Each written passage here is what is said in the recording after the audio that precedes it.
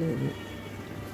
Hi అండి, బీరకాయ తొక్కు పచ్చడి అండి. బీరకాయ పై తోలు తీస్తాం కదా, దాని పచ్చడి అండి. దానికోసమని నూనెలో పచ్చనిపప్పు, ఉద్దిపప్పు వేసుకొని బాగా వేయించుకోవాలండి.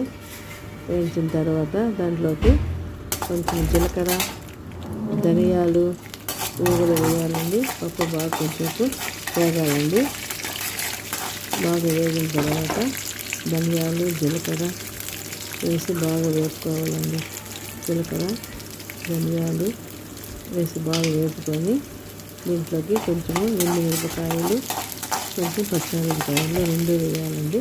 2 మిరపకాయలు వేస్తేనే టేస్ట్ బాగా వస్తుందండి. ఇవన్నీ కూడా బాగా వేపుకోవాలండి.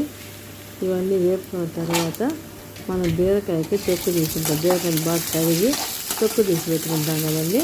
దాన్ని సన్న కట్ చేసుకొని ఈ బాండెట్లోనే వేసి బాగా ఫ్రై చేసుకోవాలండి. కానీ బాగా చాలాసేపు వరకు బాగా వేపుకోవాలండి.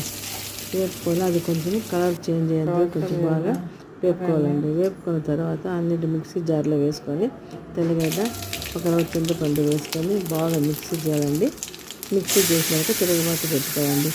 ఆయిల్లో ఆవాలు వేసి కొంచెం కరివేపాకు వేసి ఈ చట్నీ వేసి కొంచెంసేపు బాగా వేడి చేసుకుంటే దాంట్లో ఉండి తడంతా పోతుందండి.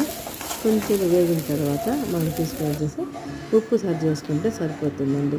బీరకాయ తొక్కు చాలా బాగుంటుందండి. మీరు ఒకసారి ట్రై చేయండి.